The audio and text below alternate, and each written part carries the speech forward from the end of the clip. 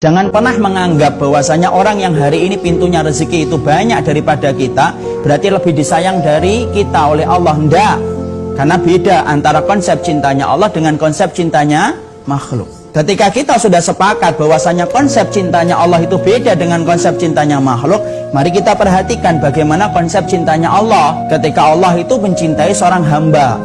Karena kalau tidak kita fahami ini, kita akan kaget. Karena banyak perkara yang terkadang tidak pernah kita duga datang ketika kita memperbaiki hidup kita. Karena beriman kepada Allah itu bukan berarti menjadikan hidup kita gampang. Tapi justru ketika kita beriman dan ingin memperbaiki hidup kita dan mengkoreksi hidup kita, terkadang banyak kesulitan-kesulitan yang Allah akan berikan kepada kita. Kenapa Ustadz? Ya karena konsep Allah kalau cinta, Allah berkata, Innallaha idza ahabba qauman ibtalahum, fa in radiya falahur ridha wa in sakhita falahus sakhat. Karena Rasulullah SAW berkata kepada kita, menerangkan bagaimana konsep cintanya Allah ketika Allah itu cinta kepada hambanya.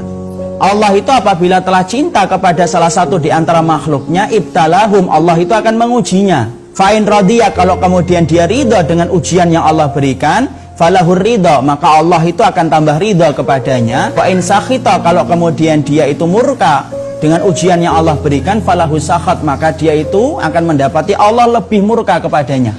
Semakin kita beriman kepada Allah dan semakin kita dicintai oleh Allah karena iman yang kita miliki, ingat, sesungguhnya Allah itu akan menyulitkan kita dengan berbagai macam ujian. Kenapa Allah akan menyulitkan kita dan memberikan kita ujian ketika kita beriman?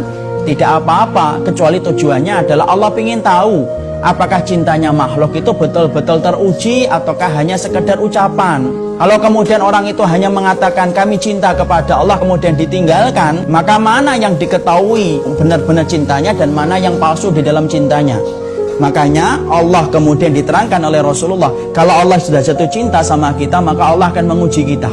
Kadang kita dulu ketika belum banyak mengetahui ilmu, kadang-kadang hidup kita gampang. Kenapa? Karena menurut kita semuanya boleh. Tapi setelah kita belajar, akhirnya apa? Akhirnya banyak perkara yang dulunya boleh ketika kita masih bodoh, menjadi tidak boleh setelah kita mengkaji ilmu. Karena ternyata tidak gampang beriman kepada Allah dan tidak gampang dicintai oleh Allah. Tapi yang pasti kalau sudah dicintai oleh Allah, kelak dalam kehidupan di akhirat menjadi orang yang paling nikmat hidupnya. Karena alat Allah membayar setiap orang yang diuji itu adalah bayarannya surga.